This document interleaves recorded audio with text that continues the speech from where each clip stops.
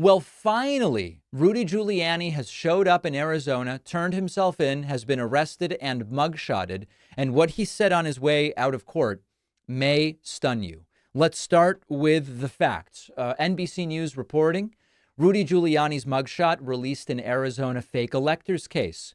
Giuliani appeared for booking in Phoenix on Monday after he was served notice of his indictment during a celebration in Palm Beach, Florida last month, honoring his 80th birthday. Really couldn't happen to a nicer guy.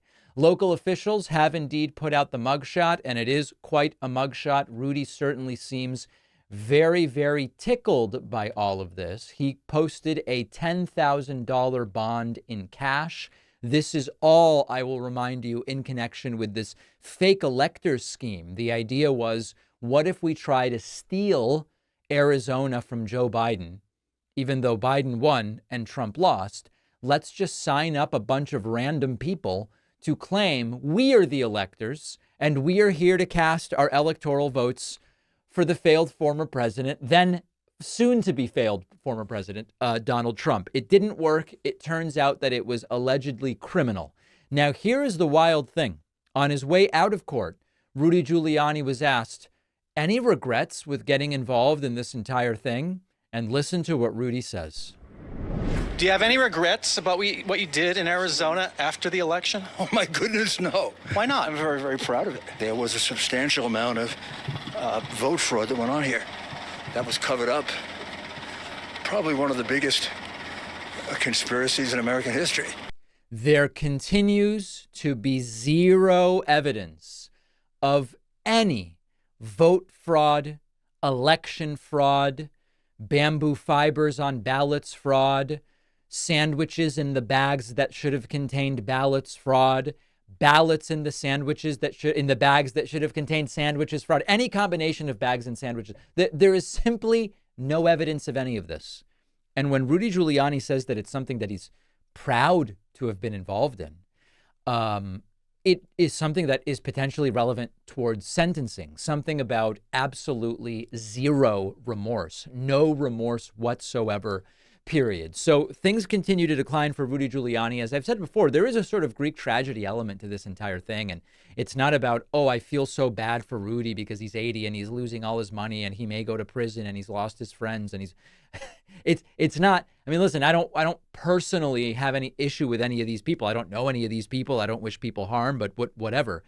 It is truly, as a political figure, a guy who has self-destructed, and it's all due to his own doing. I wasn't a fan of Giuliani as New York City mayor, but there's no denying that his approval rating was high. He was seen as America's mayor, particularly in the aftermath of 9/11. And then he lost and squandered that public opinion, getting himself involved with Donald Trump, remaining involved with Donald Trump, where some other Republicans realized, hey, it's time to bail here because this is getting completely ridiculous.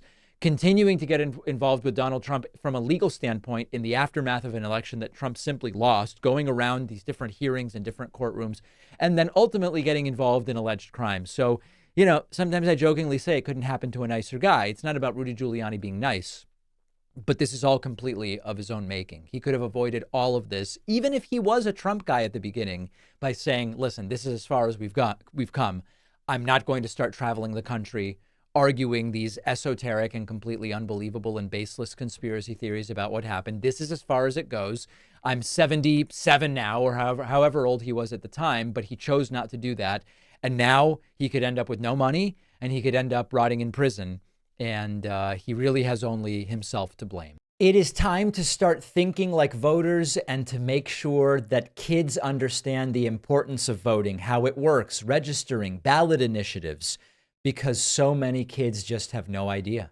That's why I wrote the new children's book, Think Like a Voter. I can think of no better time and no more important group of folks to try to reach. The book is now available at davidpakman.com/book, where, by the way, you can get the first 2 books in the series as well. Think Like a Detective and Think Like a Scientist. Really important stuff. Donate them to local libraries, classrooms, read them with the kids. davidpakman.com/book.